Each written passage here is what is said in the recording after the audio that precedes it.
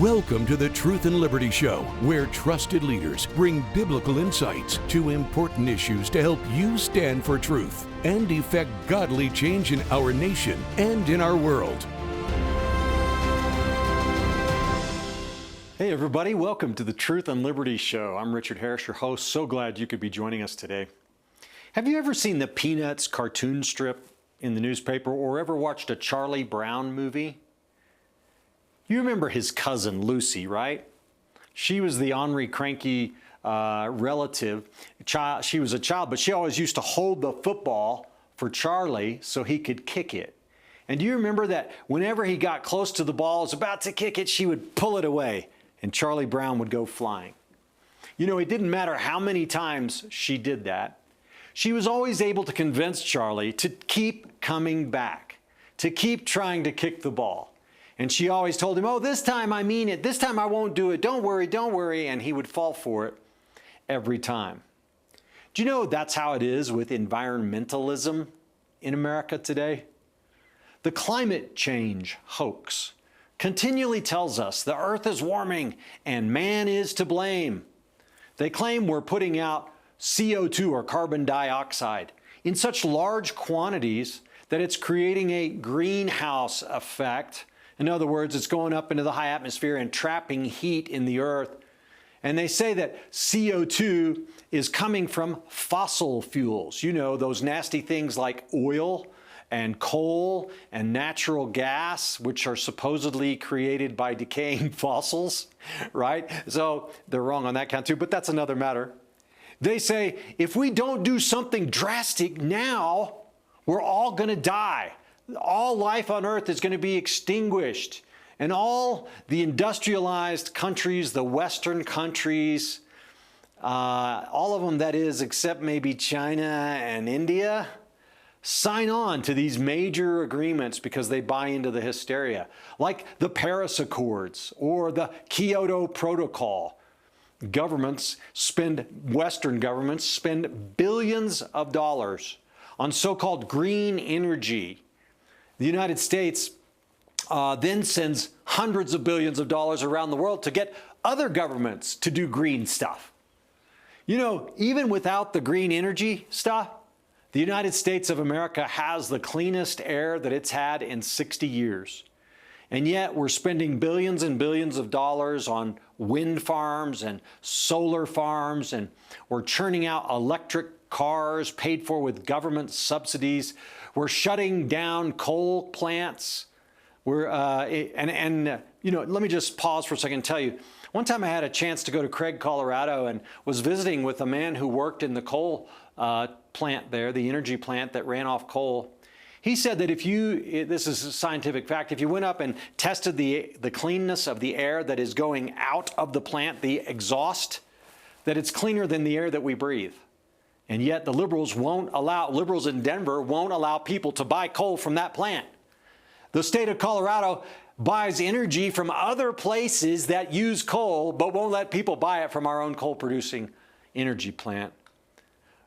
But despite all of these efforts in America to be green and to create clean energy, so-called, the climate continues to supposedly warm. And maybe it's, you know, why is that if we're doing all this and it's not making any difference? Why should we keep going? Well, maybe it's because the nations of the world that put out the most CO2 into the atmosphere are not interested in reducing emissions, like China and India, who together have, you know, 1/4 to 1/3 of the world's population. Us over here in America with 5% of the world's population are supposedly able to make a meaningful difference. And there's maybe it's not that though. Maybe it's because this whole thing is a hoax, right?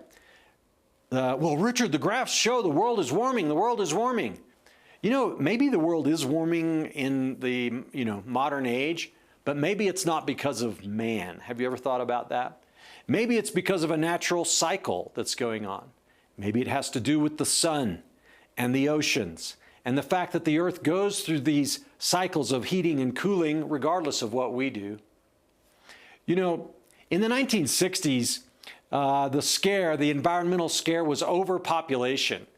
They predicted mass starvation, depletion of natural resources, and they called it the population bomb. You might even remember a book coming out with that title.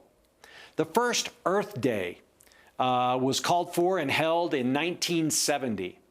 Paul Ehrlich, who was one of the leading so-called environmentalists of his day, said, "Population will inevitably and completely outstrip whatever small increases in food supply we make." Paul, he said confidently in April 1970 in the issue of Mademoiselle magazine. He went on to say the death rate will increase until at least 100 to 200 million people per year will be starving to death during the next 10 years. Well, that didn't happen. You know, the Earth's population has gone from 2.6 billion in 1960 to 8.4 billion in 2025, and we're doing just fine. You see, God made this world. He made this earth and designed it for mankind to live on. He set up a system that is going to be able to support mankind until He blows the whistle, until He says, okay, guys, time's up. We're going to do something different. He wouldn't have designed a world that was incapable of supporting us. You see, there are vast, vast areas of undeveloped land left in the world. And the more we grow, the more technology advances, the more capable we are of raising crops, raising, livestock, and developing food supplies and water supplies. As technology increases, we have greater capacity to develop the earth. There's plenty of land. I remember back in the 1970s, the new ice age fears. They said then that particulates in the atmosphere from wood stoves, from industrial smokestacks, from cars and, other things like that were blocking solar radiation. Right now we're trapping it. Then we were blocking it. And supposedly they said, we're going to cause a new ice age. Temperatures are dropping. That's only 50 years ago. In 1975, a one-page article appeared in the April 28th issue of, I believe it was Newsweek, and it was called The Cooling World, written by Peter Gwynn. You can see it here. Look at the title on the chart. It says, Areas of the Earth Affected by Climate Change. Well, we hear that word climate change today, don't we? Except today we're told it's global warming. Then we were told it was global cooling. Time magazine, 1974, ran an article entitled Another Ice Age, which discussed scientific speculation about a cooling trend. In 1979, they also ran an article, The Cooling of America. So it referred to wood-burning stoves as an energy crisis. Yeah. This is a lot like also in the 80s, the next wave came along. In the 80s, you remember the ozone layer scare? They told us, aerosols, that hairspray you're using and that deodorant you're spraying under your arm and everything else that has aerosol in a can with aerosol, it's destroying the ozone layer because there's this hole. There's a hole in the ozone layer over the South Pole and it's growing and we're all going to die because this ozone filters out ultraviolet radiation. Do you remember this scare? So what did they do? They passed bans. They started banning aerosol cans. They even banned the sale of Freon in a can. Remember in the old days, we used to be able to change the Freon in our air conditioners on our cars? Well, they took that away from us. Now you have to go pay, $1,200 to get your air conditioner recharged at a professional mechanic. Why? Because the Freon would damage the ozone layer. Well, a few years later, they quietly admitted, oh, sorry, that hole in the ozone layer, it's always been there. We didn't realize it. Yeah, it's normal. Oh, yeah, it gets bigger and sometimes smaller over time, back and forth. Don't worry, it's okay. Hey, sorry to have bothered you. This climate change scare also reminds me of the energy crisis of the 70s. You remember Jimmy Carter, President Carter in 1970s, sitting at the Oval Office desk in a cardigan sweater, telling us to turn our thermostats down? I was pretty much a kid then, but I still remember it. You remember hearing in school in the early 80s how the world was going to run out of oil in 50 years? All of these predictions are completely false. The earth creates fuel sources, fossil fuels in abundance, and we are in no danger of running out of oil ever. Well, that's how it is with the modern climate change crisis. Do you guys remember Al Gore's Inconvenient Truth movie pushed by Michael Moore? all the alarmism. They told us the polar ice caps are melting. Do you remember the picture, the video of a sad polar bear on its little tiny piece of ice floating out alone into the ocean to die? And now, folks, they're discovering that, wait, polar bear populations are actually stabilizing. Yeah, and even growing and thriving. Remember how they said oceans would rise and coastal areas would be flooded? They even made an apocalyptic film called 2012 that showed New York City underwater. But now, folks, Bill Gates, if anybody's connected, it's Bill Gates. He just issued a report in December saying, well, climate change really isn't that big of a deal. It doesn't pose a severe threat to human existence, and it doesn't really warrant the extreme measures that everyone has been pushing. Well, it's a lot like Charlie Brown, isn't it? I want you to remember Charlie Brown and Lucy. How many times are we going to let the environmentalist extremists hold the football for us and say, hey, come kick the ball, come kick the ball, come kick the ball. I won't move it, I promise. Oh, I was just kidding last time. I was just a joke last time. This time it's for real. It's not for real. It's not for real because we know the Bible and we know what God has said. And he said that as long as seed time and harvest time remain, okay, we're going to be here on this earth. God has set in place seasons. He has provided for us what we need to live and to thrive on this planet. We don't need to worry about wiping civilization out with our own ability. This is not going to happen. Now, does that mean we should sit back and be cavalier and be reckless? Well, no, it doesn't, because we are stewards of our environment. We are stewards of the good things that God has given us. If we recognize that a species is in danger of extinction, we should take reasonable efforts to preserve it. We shouldn't go cutting down vast swaths of forest without regard for repopulating that forest. And we shouldn't put pollutants into the atmosphere that are going to harm people. But the whole climate change thing, it's just not true. It's not bearing fruit. And especially the part of it that says that man is causing this, right? So what we've got to do in our culture and in our society, when we hear these claims and we see these claims, we've got to measure it against what the Holy Spirit is saying. Does this seem to be true based on the Spirit inside of us? And does it line up with the Word of God? And is it well established by facts and evidence? You really need all three. And here to discuss this issue with me in more detail is the Honorable Jason Isaac. He's the founder and CEO of the American Energy Institute. It's a trade association that works to advance the human condition through access to affordable and reliable energy.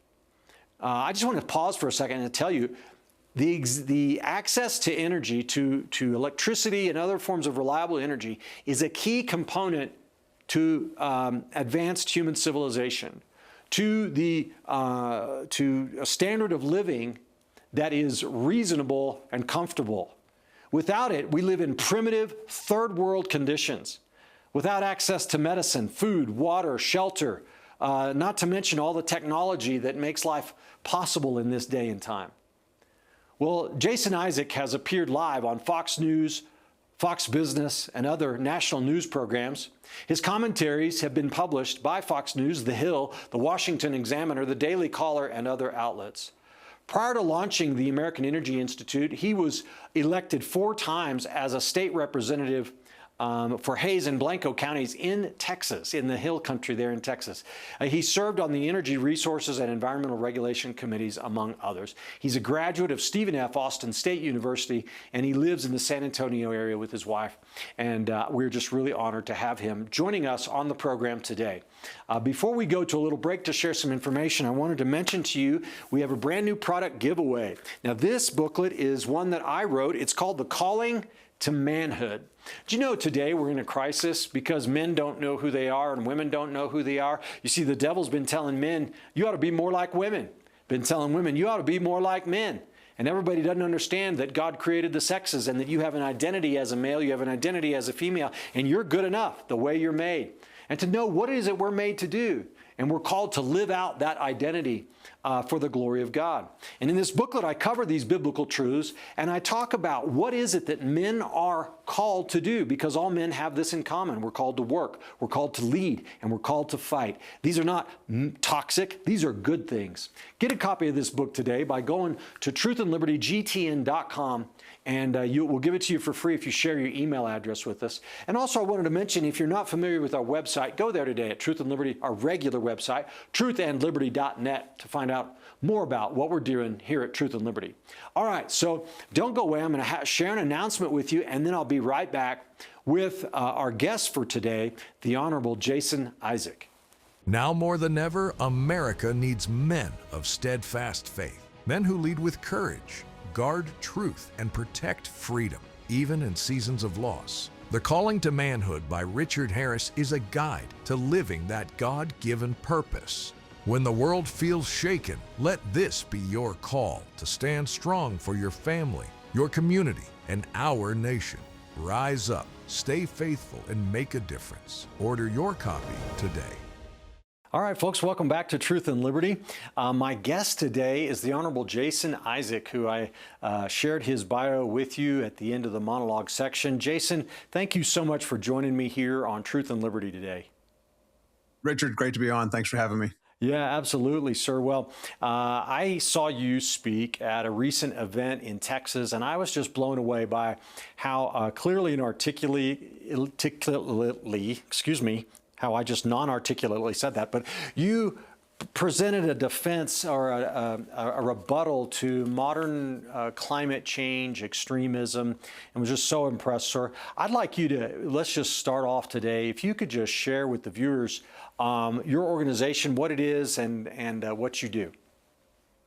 Well, thanks so much, Richard, again, for having me on. I appreciate it. Again, I'm Jason Isaac, and I'm the CEO of the American Energy Institute. We're a trade organization that represents American energy producers, primarily in the oil, gas, coal, and nuclear space, that unabashedly support free markets, that are actually okay with me advocating for policies that reduce the cost of energy.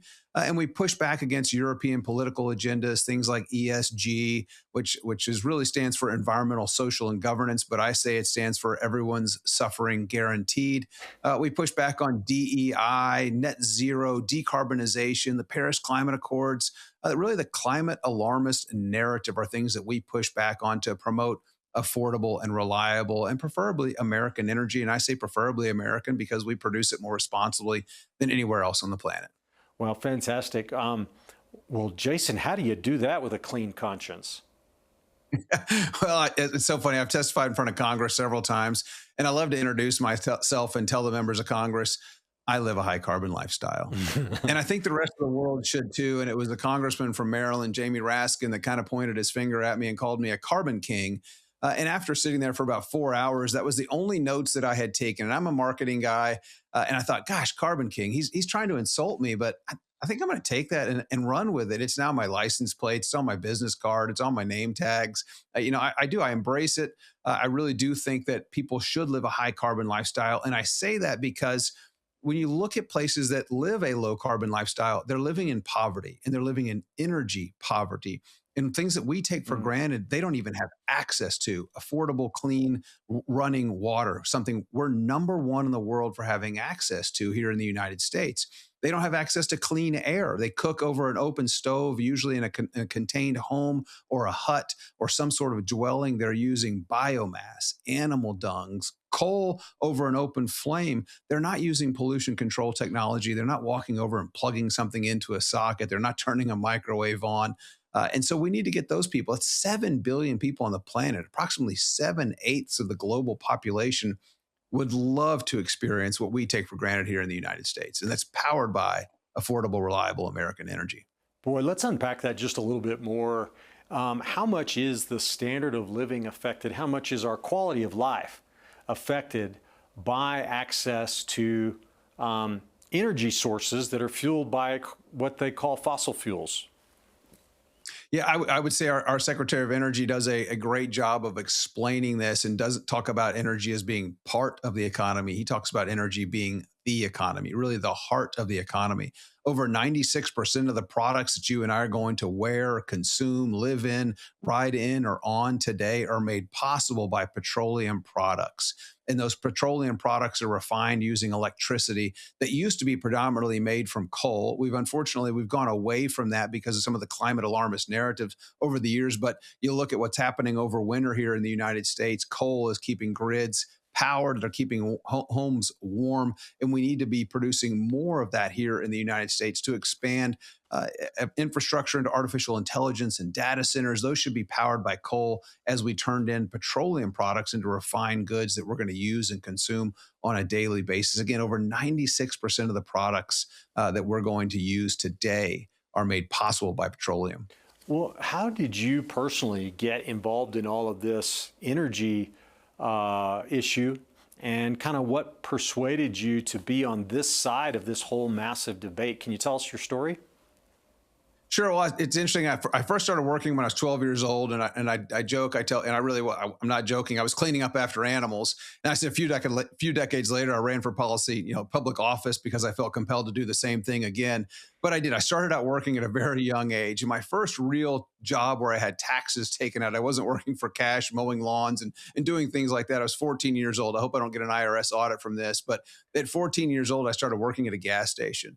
And really seeing people, commuters, and the fuel and the freedom that provided to people, the ability to get around to and from work was made possible by the gasoline that I was pumping in their tanks. And so I thought, wow, this is pretty neat. Learned about the density of the energy, the different types of energy, gasoline and diesel, different automotive interests. So I really got interested in that particular industry. Studied marketing in college, and immediately went to go work for a manufacturing company that manufactured components for trucking companies. So I got into marketing, safety systems, and other drivetrains and components for trucking companies, and learned more about the different industries that rely on trucking services. I had a customer in northern New Mexico that took coal ash from the coal-fired power plant and was paid to take that coal ash away, and then would sell it to concrete companies that were mixing it and making highways and sidewalks because it made concrete lighter. So I learned about the waste from power plants and what we were doing with that waste. It certainly wasn't going into the air. It was being captured. I worked for companies that hauled oil in the oil field, that hauled diesel and jet fuel and other transportation fuels. So it was a really good eye-opening experience for me. And so when I ran for office and got elected in 2010, sworn in 2011, I thought, people aren't really hearing the good story about not only our environmental leadership, but our economic prosperity that's made possible by access to affordable and reliable energy. And so I served on the Environmental Resources Committee, the Energy Resources Committee, and learned and try to educate people more about that leadership that we have here in this United States, that a vast majority of the global population would love to experience the economic prosperity and our environmental leadership that we have here. And those two things go hand in hand. They're not possible without one or the other.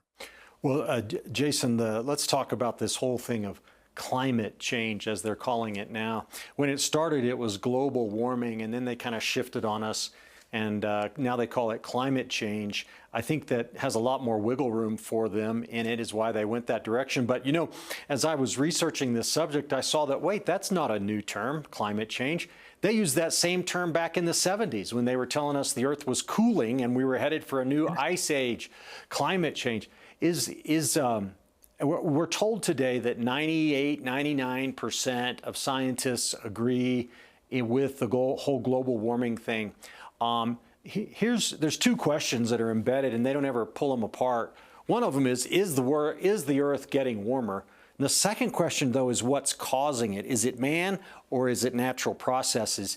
Can you just share with us, is mankind, through fossil fuels, causing the Earth to get hotter? It's great. You talk about the 97%. That's a number that the left typically loves to use. 97% agree that mans are causing climate change. But if you look into the studies where they got this from, they went and looked at research papers from hundreds of scientists that really had any kind of reference to man and climate. So it didn't say that man was contributing to the climate changing, but they've come out with this fake number to say that 97% of the scientists agree that man is causing a catastrophic climate crisis. That couldn't be further from the truth. I've written extensively about that over the past years, trying to educate people about that particular number. But then you get into things like the man-made lakes. And I love to use Lake Travis as an example. Man created that particular lake, which creates more humidity around the Austin area. And so is the humidity changing the weather? Is humidity causing it to get warmer in Austin? Do we need to get rid of the lakes that supply water to hundreds of thousands of people in the Austin area? I don't think that would be a good idea, but it would certainly reduce the humidity, and that would reduce the temperature in Austin if we did get rid of those lakes. So does man have an impact on climate? Yeah, asphalt, concrete, lakes, things like that are actually causing it to warm in urban areas that man is doing. But the burning of fossil fuels, that debate is out. And that's why the science is clearly not settled on that front. We are producing greenhouse gas emissions. But when you look at our atmosphere, it's 0.04% is carbon dioxide, this gas that's necessary for life on Earth. And it's slightly increasing. Man's contributions to that is such a small fraction of the CO2 in the atmosphere. But what scientists are showing is happening through satellites is that our Earth is greening. That's why I joke, are the left and climate alarmists going to put bumper stickers that say save the deserts? Because we're actually losing desert space now on Earth and having more farmland that's available for the developing world. I think that's a good thing that we're actually greening the Earth and having more land to produce more food for hungry people around the planet. Call me crazy, but I think that's a good thing. So as man is having a very, very minimal impact, I certainly don't think that we're warming the planet.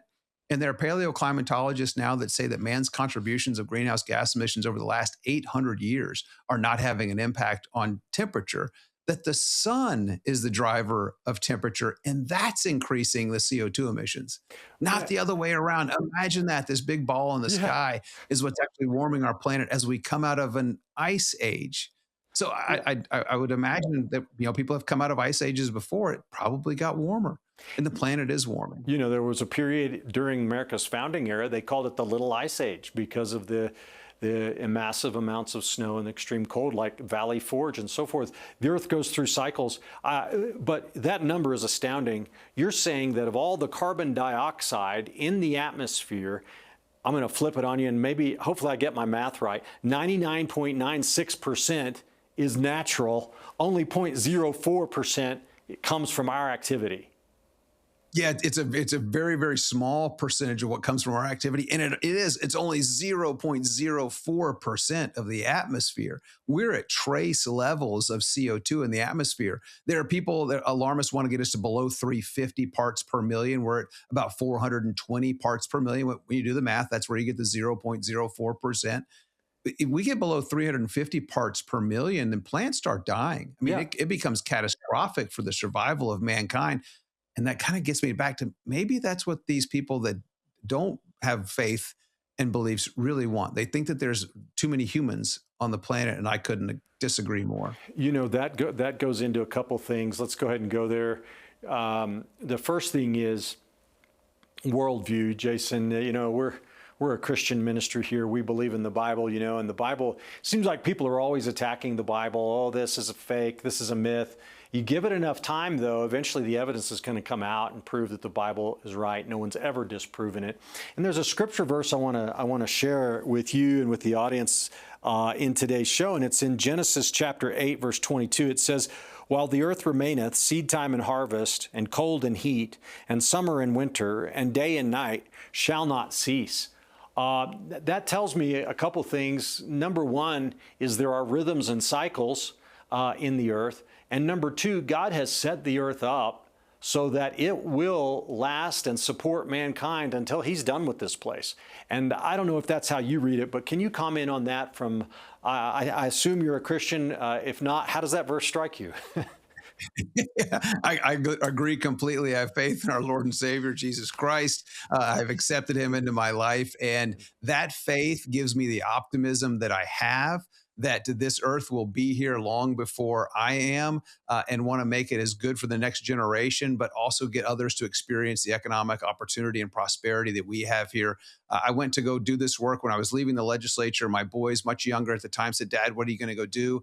And I told them, I said, "I'm going to go work to end poverty around the world." Oh, praise And God. they were kind of taken back, like, "Wait, how do you do that?" I said, "You do that with access to energy. Energy poverty is poverty." I'd love to support an energy or an association called Bettering Human Lives. They're working on getting clean cooking fuels to people in developing country that are cooking with dung, that are cooking with biofuels that are dirty when they burn them. Yeah. And so when you can replace that with propane, something again that we produce in excess here in the United States and produce it more responsibly than anywhere on the face of the earth, if we can get that to people around the world, you're going to change their lives and free up a significant amount of time so that they can get involved in communities. They can go to church, they can go to worship, they can study their faith, they can raise families, they can experience clean air, clean cooking fuels, economic prosperity.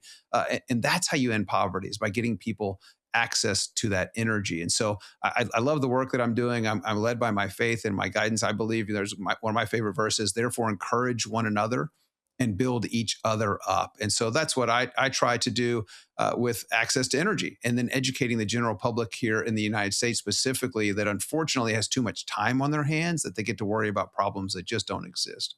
Well, brother, you alluded to the Earth is getting greener, and how if we achieve these so-called climate goals, we're going to endanger plant life on the Earth, or at least make it a whole lot harder. The Earth is actually growing greener. Back in the 60s, there was a book written called The Population Bomb.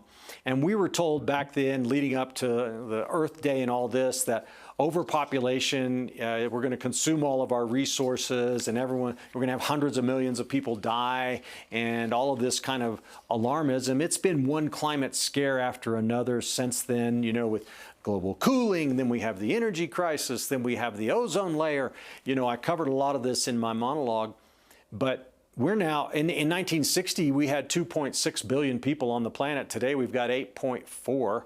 So we're approaching 4 times as many, and I think we're doing fine on population growth and natural resources and stuff. From a philosophical perspective, what's going on here? Why do we have these climate scares, and why do so many people love to jump on these bandwagons and, the sky is falling routine?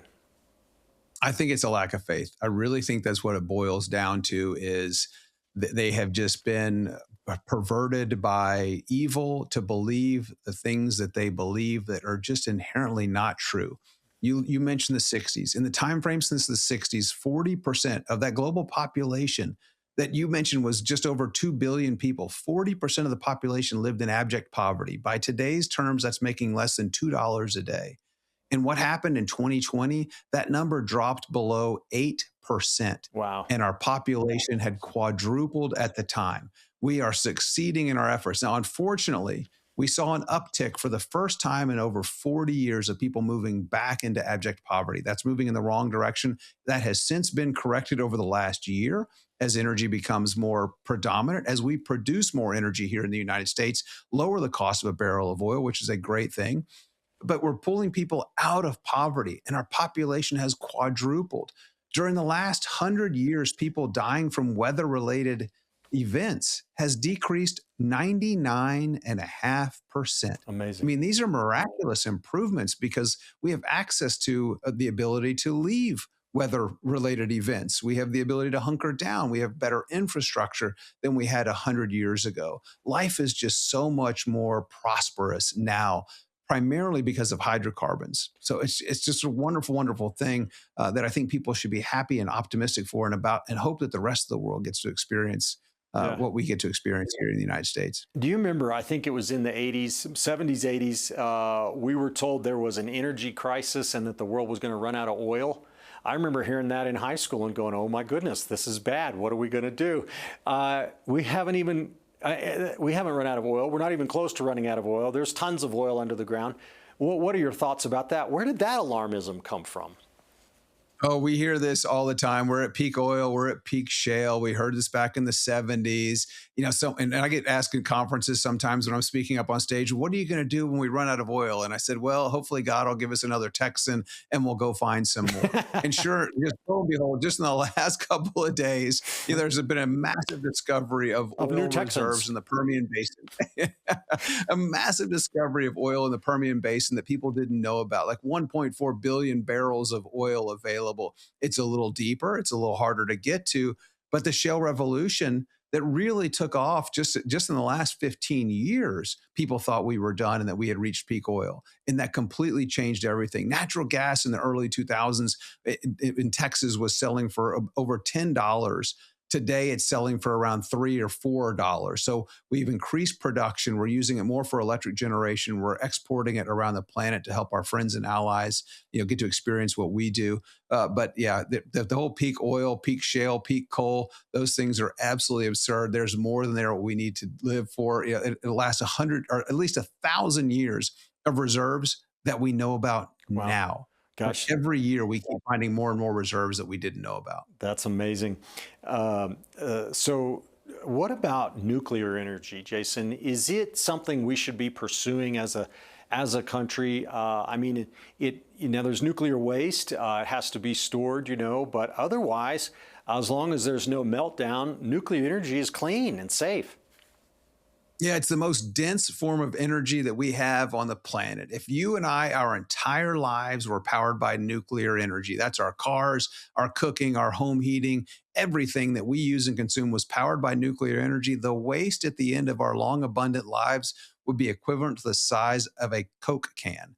That's Wow. how much waste we would produce. So, all the energy, all the nuclear waste today could be stored on a football field, and it would be, I think, 20 to 30 feet high is the number. So, we're not talking about a lot of waste. It's incredible dense energy. It's making a comeback in the United States. I think the marketing, the alarmism by some of the people on the left and in other countries were scaring the students at institutions of higher education. We're co opting nonprofits to go out and scare people about nuclear. I think people have kind of woken up to the realization that maybe we need more nuclear. Maybe it's affordable, it's reliable, it's dense, it's American made. We produce uranium right here in this country, and the waste is incredibly small. And what's incredible is what we've seen just in the last year is a new commitment to take what you mentioned is being stored now and recycling that. Something that this country did up until the Jimmy Carter administration when he stopped it with an executive order. We used to recycle spent fuel rods and get more enriched uranium out of them and use them to generate electricity. We're also going to take older weapons grade plutonium and recycle that and get more enriched uranium to make electricity. So the recycling in that front is coming back. It's something France and Russia have been doing since the 80s when we stopped doing it. But we've got to bring back our institutions of higher education and focus on creating the workforce to power these industries. You look at some of the petroleum institutes and petroleum centers and universities, they don't have enough students. They're going away. We need to reverse that to get more students interested in this to help solve the problems of tomorrow, but studying for it today. Well, we have horror stories of Chernobyl and to some extent 3 Mile Island, although that doesn't even measure up to Chernobyl. But, in America, we had that event. How do we keep those things from happening again? Yeah, even with those events, Fukushima, 3 Mile Island, 0 deaths as a result of those meltdowns. Chernobyl, there was about 35 deaths due to exposed radiation over a serious period of time. You had some firefighters that died during that. Chernobyl was really poor construction, which is unfortunate. Fukushima was on a fault line at 3 Mile Island. Again, 0 deaths, though. That's one of the things that it makes it the safest, most dense form of energy on the planet. I think you're going to see more safety as we move forward because of American innovation and ingenuity. We're going to see smaller module reactors. These, instead of producing a gigawatt, we're going to see some that produce 5 megawatts. We're going to see some that produce 50 megawatts. These smaller energy systems that are great for baseload to power data centers. I think initially some of the data centers that are being built are going to be built and powered by on-site natural gas while the nuclear technology advances and gets developed and up to scale so that we are producing them on a factory and getting them to places around the United States. So it's going to be much smaller. It's going to be more modular. You can put it on the back of a truck and move it into a business park and power that business park for years to come. And I think that's where we're going with the technology. We should see 3 reactors, these small modular reactors, come online this year on July 4th, 2026 is the goal of the Department of Energy. And I know Chris Wright well. I believe him. I have faith in him. And I think he's going to flip that switch, and those 3 are going to power on. And it's going to be a great thing for American economic prosperity moving forward as we reindustrialize this country and do it on the back of great baseload power from nuclear. Well, that's kind of exciting. July 4th, are they going to have fireworks? Hopefully not around the nuclear reactors, but I know there will be fireworks that day. Yeah. So your website says that America has cut air pollution by 80% in the last 50 years.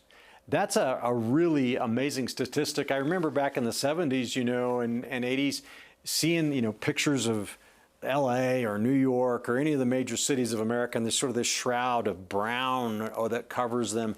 Have we effectively dealt with the smog problem and the air quality problem in our country? And by the way, were fossil fuels the problem in the first place, or was it just not that we didn't have the technology to filter out the stuff that was polluting the air? You look back at that same time frames, there were the rivers around Pittsburgh were on fire. Literally. I mean, there was just a good lack of pollution control. It was something that consumers started to demand in automobile vehicles. Hey, what can we do to reduce the pollution coming out of these automobiles? And so in the 60s, catalytic converter was invented and implemented onto cars before the Clean Air Act. So industry was moving in the right direction to reduce pollution. Then politicians, I joke, they passed a Clean Air Act so they could pat themselves and say they did something that was already happening. But it's the technology. And as I've testified multiple times, I tell members of Congress, I say, of all the technology the Chinese steal from us, it would be nice if they would utilize our pollution control technology. And we started using bag houses and scrubbers for dust mitigation to capture particulate matter, the things that cause smog. And so we're world leaders in clean air in this country, having reduced pollution nearly 80% over the last 5 decades. That's an incredible track record. We proved it because during the COVID lockdowns, we took half the cars off the road for about a 2-month period around this country. And during those 2 months, our air quality did not improve. In some cities, it got worse. What it proved during those 2 months of the COVID lockdowns, we can shut industry down. We can take half the cars off the road. It proved that our air quality in this country was practically at a natural state. That we've probably gone too far on some of our regulations. They drive up costs significantly to manufacture things. That's why the Trump administration is working to bring those into that improve human health. That don't go beyond anything about that, because environmental policy should serve mankind, not the other way around. And for too long, mankind has been pushing environmental policy onto us at our detriment. But again, we've proven our environmental leadership with our clean air because of the implementation of things like bag houses and scrubbers. So we really can't improve the air quality here in the United States. The only way we can improve the air quality here in the United States is get our trading partners to agree to standards that improve human health. Over 60% of the pollution in Southern California is Asian air pollution that has made its way across the Pacific over 1 to 4 weeks in the troposphere and the atmosphere. It's come into the United States. So that's the only way we can improve the air quality here in the United States is, again, to get our trading partners to improve human health. When the Olympics are in China, they shut down the industry. They shut everything down weeks before, hoping to improve the environment and the air quality for the athletes that are going to be there and the image that they're going to be portraying around the world. But as soon as the Olympics are gone, they fire back up the industry. They don't care about environmental protection. They don't care about human rights. They don't use a pollution control technology that we do, and I wish they would. That is amazing. I have never heard that before about Southern California. That's an incredible fact. If you were just to watch mainstream media, Jason, you would get the impression that the United States is the bad guy, that we're the ones that are creating climate change and polluting the world with all of our fossil fuels. But yet you have China and India who are virtually, I don't want to say virtually unregulated, but is that true? They virtually don't really try to stop this. And what are we going to do to, we could regulate ourselves into poverty and it won't fix the situation. Am I right on that? Yeah, you really are. And I think the current administration has woken up to the realization that we were losing jobs, that we were deindustrializing. You look at Germany, probably the world's biggest leader, and I don't know if leader is the best term to use, but they had embraced this energy transition. Just in the last couple of weeks, Mercedes has announced they're closing down an automobile manufacturing facility in Germany because costs are too high. They're moving it to Hungary. BASF, a world leading chemical components company, has shut down operations in Germany, citing high energy costs, moving operations to China. It's cheaper to do things there. They have cheap, reliable electricity on the back of coal without pollution control technology. So their electricity costs are extremely cheap.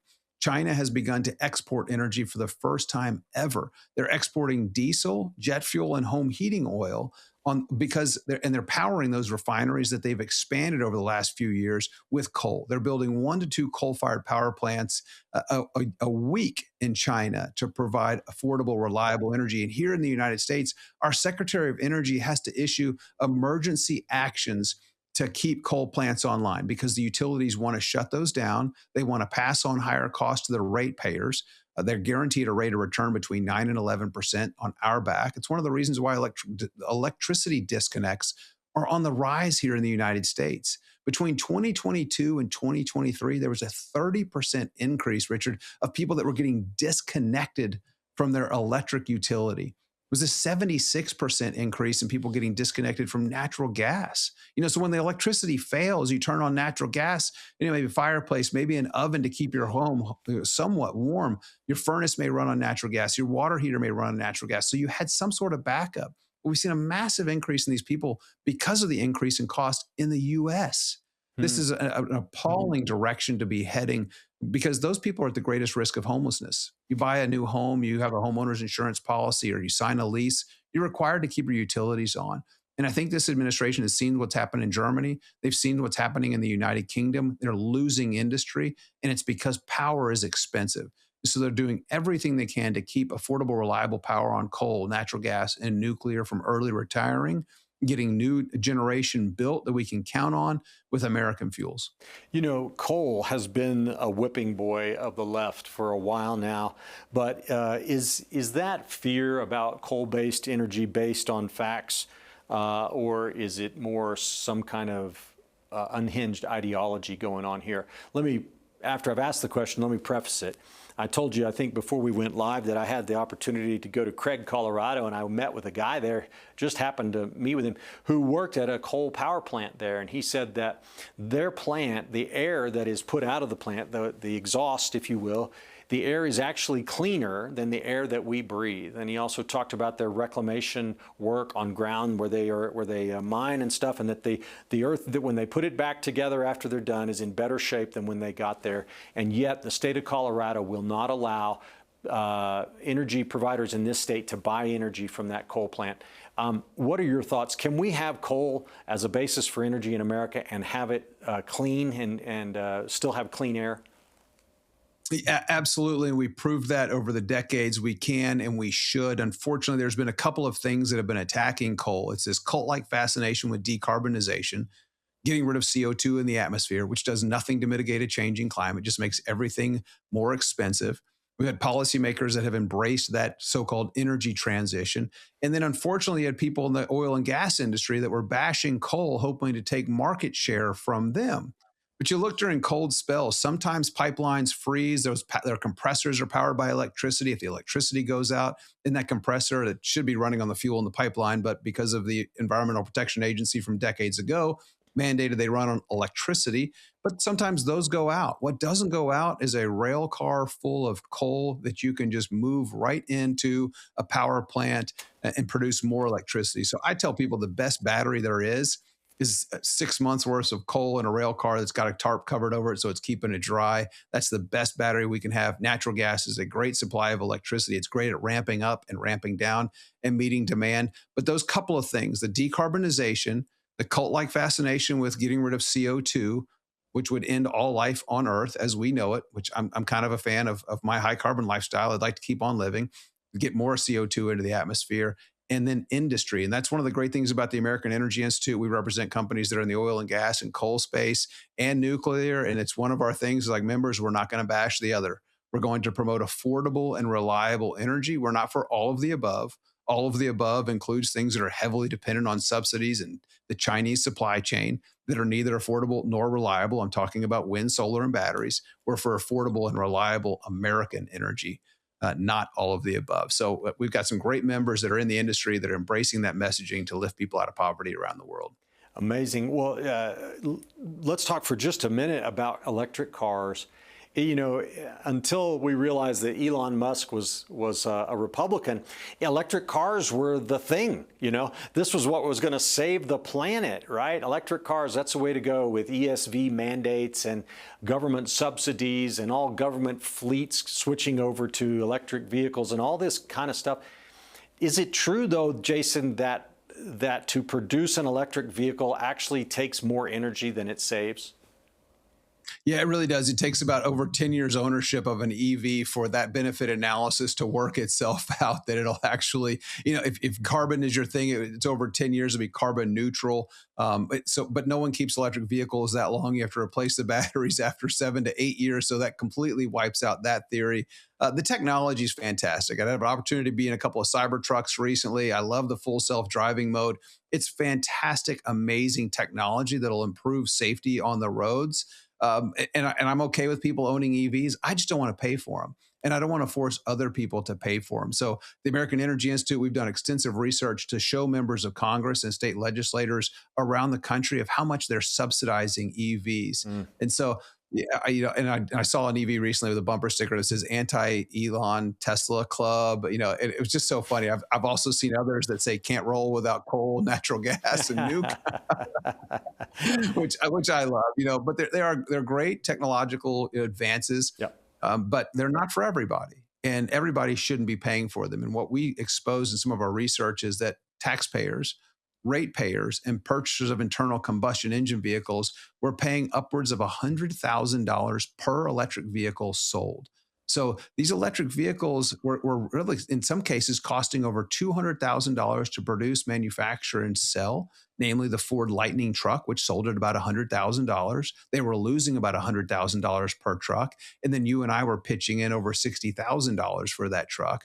So every single gas and diesel vehicle sold in the US in 2023 had a $2,200 minimum upcharge to pay for the losses from electric vehicles and to cover the corporate average fuel economy credits that Ford, GM, and Stellantis were having to buy from Elon Musk. It's where Tesla made $2 billion in revenue. They would barely have been profitable if it weren't for selling these fake arbitrary credits that were created by the government. The Trump administration has gotten rid of those subsidies. So you still have some states that subsidize them, but those are going away too as people get more and more mad at Elon, which I'm just like, hey, if that's fine. I hate to see people bicker and argue and fight, but as long as we get closer to free markets and more affordability, I'm for that. Well, I think electric cars are cool, but I think it ought to be up to people to buy them if they want to, and it's not going to save the planet. But let me mention another issue, if we can get this in before the end of the show here, Jason, is Donald Trump proved, it was kind of a shocker, I think, to most people, but he proved this in his first administration. When America has abundant energy and we can actually become a net energy exporter, even oil exporter, is it a national security interest? Is it a vital aspect of national security for us to be independent and not dependent on foreign oil? Yeah, it really is. You look at our refining capacity along the Gulf Coast of the United States, it hasn't grown in decades. We need to expand that, and that's expanded with access to energy that we produce right here. But we are a net exporter of energy. Unfortunately, we're still dependent on some heavy crude coming in. So that comes in from Canada, that comes in now from Venezuela, it comes in from the Middle East. Look at California, 21% of the oil they import for their refineries comes in from Iraq. 20% comes in from Brazil. And California is standing right over it. But they've really taken this European model that, we're going to keep it in the ground, to the detriment of the people that live in California and the surrounding states that are dependent on some of their energy. So we absolutely do. It is incredibly, critically dependent on access to energy, and producing that energy here in the United States has led to the greatest national security de-escalation because we have that energy. We're no longer dependent on the Middle East for it. So we do need to produce more. We're somewhere upwards of 13, 14 million barrels per day. We're world leaders in the production of oil and gas. We're working on exporting that gas in the form of liquefied natural gas. So this is really good. Unfortunately, some of these countries, I mentioned Germany, the other countries in the EU and the UK, that are sitting over it. They're sitting over it, but they won't produce it. And that's completely detrimental to the people that they're supposed to serve, these elected officials. But they've bought into this decarbonization agenda, and they think getting it from America is going to get rid of CO2 emissions. It's absolutely not. And it's absurd to even focus on that in the first place. Well, Jason, let's close with this subject. You mentioned earlier in the show something called ESG. It's a leftist acronym, one of those three-lettered, things out there, but it stands for environment, social governance. And it's basically the World Economic Forum and the leftist elite in the world trying to impose a China-like structure on the world, controlling thought, controlling speech, controlling what you say and believe, punishing those who don't carry the approved narrative and favoring those who do. Has your organization suffered from ESG? Because I saw that Hartford did something kind of nasty to you. Can you tell us about that? Yeah, we have a small office where we're broadcasting from.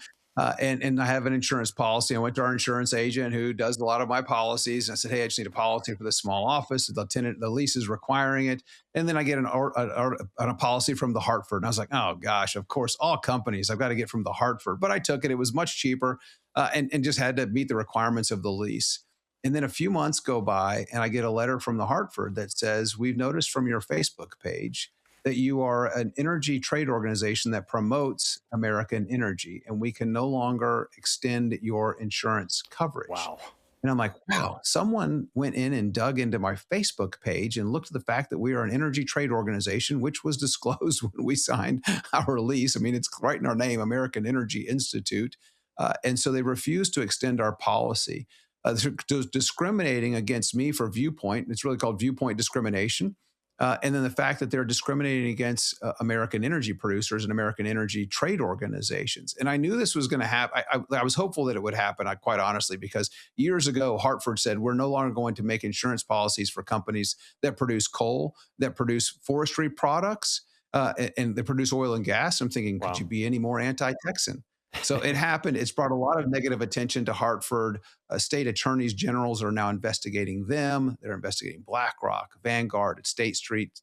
These organizations that have been manipulating markets and acting as a cartel to drive energy production down in the United States when we should be going up. They deny access to capital. They deny access to insurance services. It is discrimination at its worst. We've done a great job exposing it and helping write policies that have been adopted in multiple states around the country to get a correction on this error. Yeah, that's great. And Texas has adopted some legislation on this, prohibiting financial services companies, I think, from discriminating against people based on their viewpoints and that sort of thing. Do you know anything about that?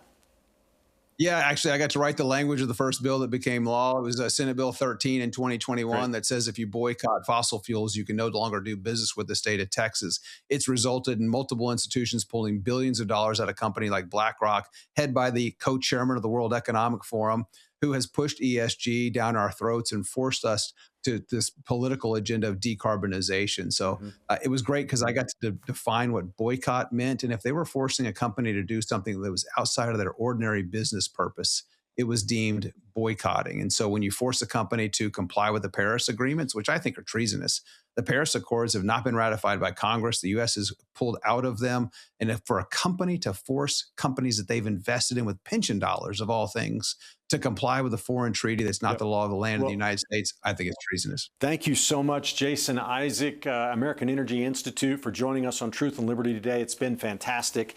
Let me remind folks about a free copy of my booklet, The Calling to Manhood. Just go to truthandlibertygtn.com today and get your free copy. God bless you all. Be sure to join us again next time here on Truth and Liberty.